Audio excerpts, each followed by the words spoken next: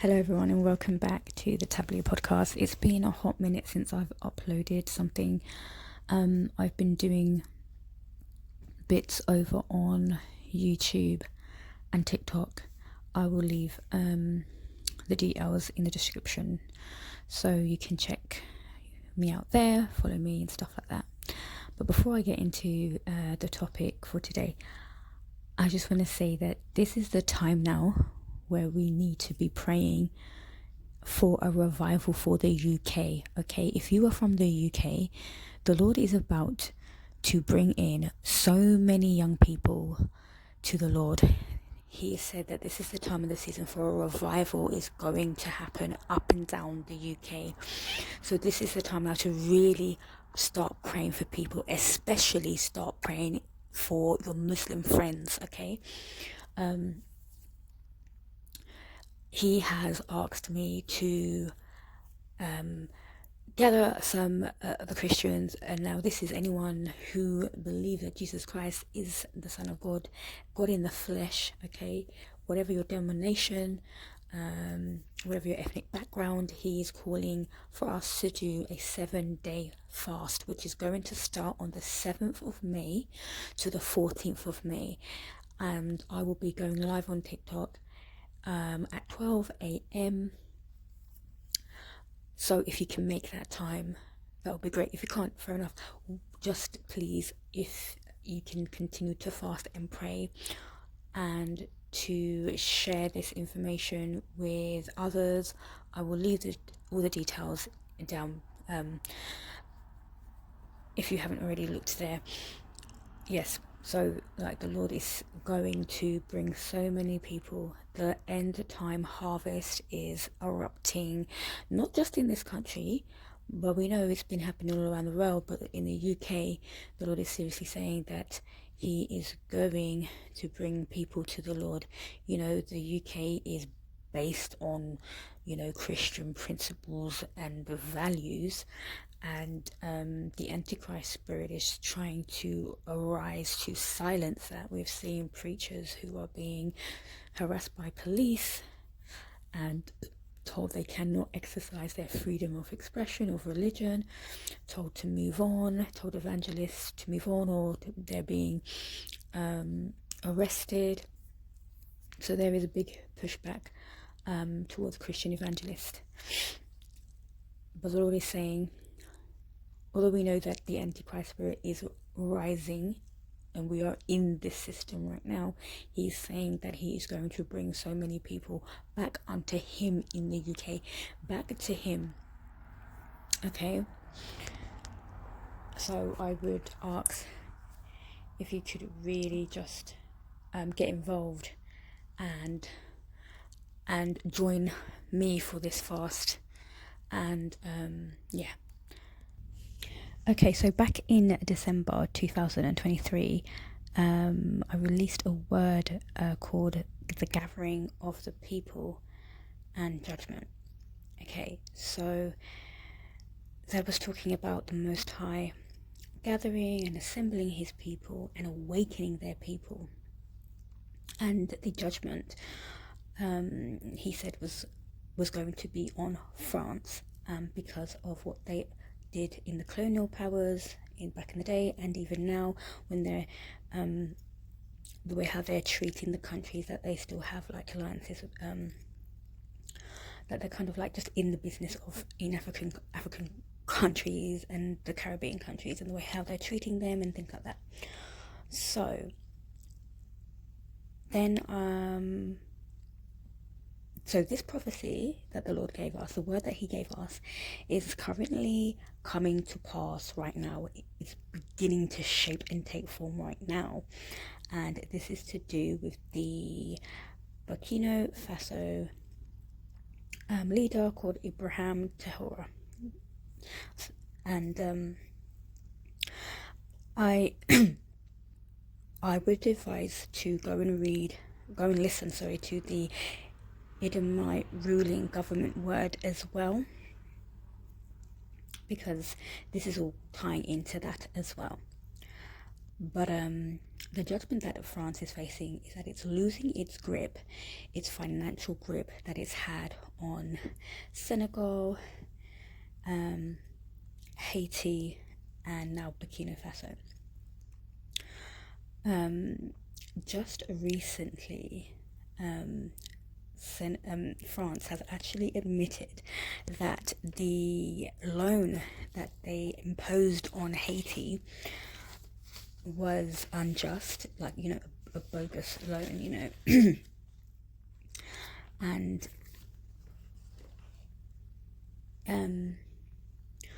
so it says here, France President Emmanuel Macron officially acknowledged the historical injustice of the indemnity imposed on Haiti. Haiti ordered to pay 90 million to France in exchange for their recognition of independence and to pay off the slave owners who now had lost their property, quote unquote property.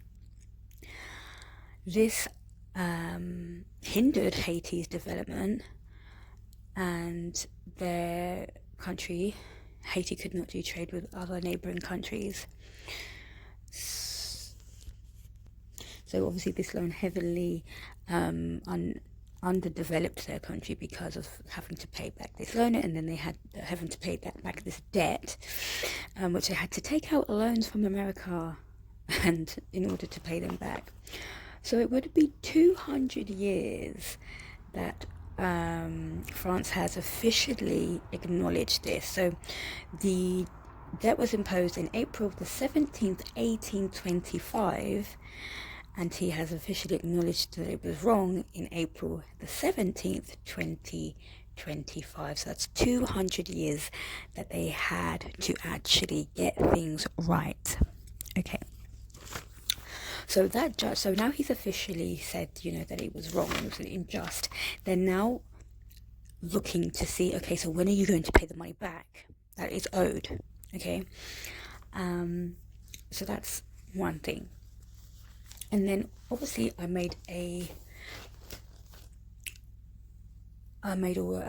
uploaded a word from the Lord about Senegal and their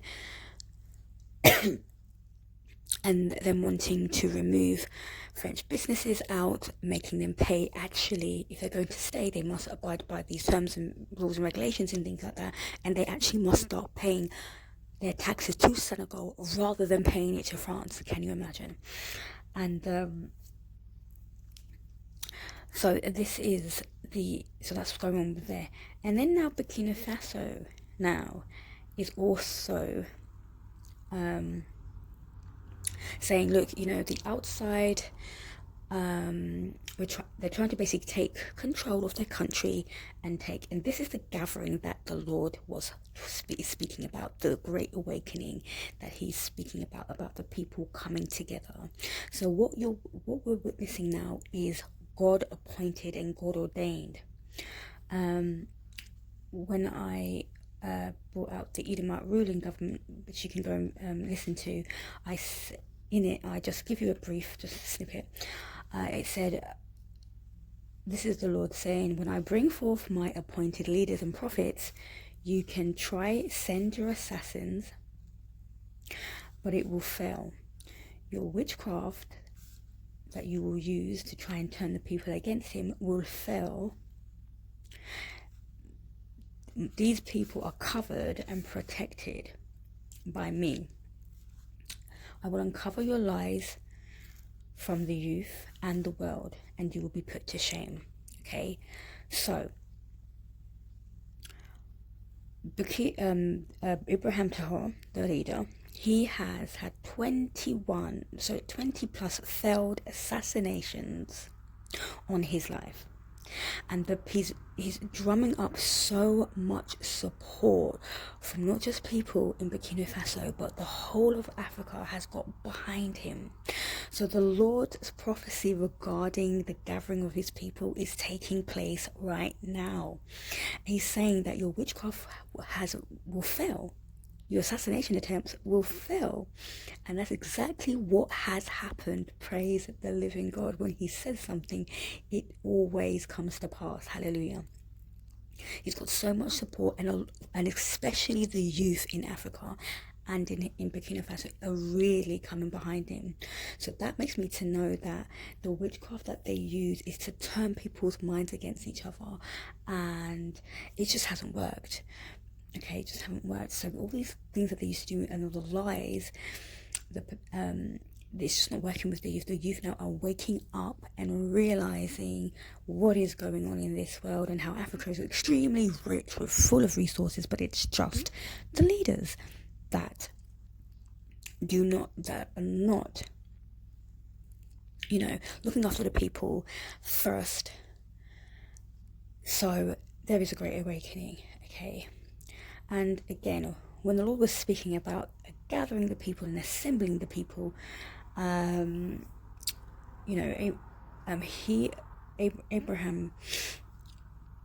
Abraham has also been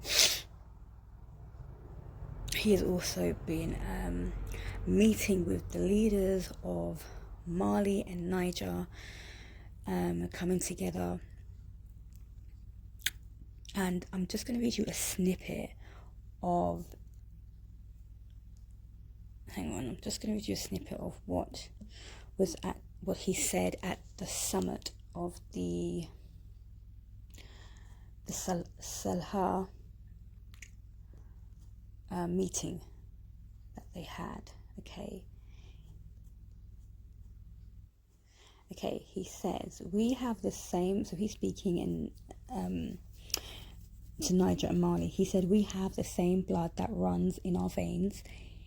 He said, in our veins runs the blood of those valiant warriors who fought and won for us this land that we call Mali, Burkina, and Niger.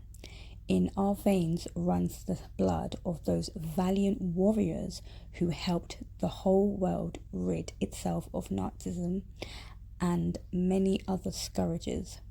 In our veins runs the blood of those valiant warriors that were deported from Africa to Europe, America, and Asia, and who helped to build those countries as slaves. In our veins runs the blood of worthy men, robust men who stand tall, and for this we should be proud and grateful to be nationals of the AES, which is the Alliance of Sahel States. Right. And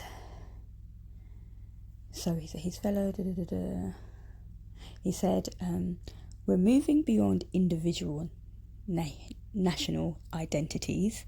Instead of citizens of Mali, Burkina Faso, or Niger, we'll refer to ourselves as people of the AES.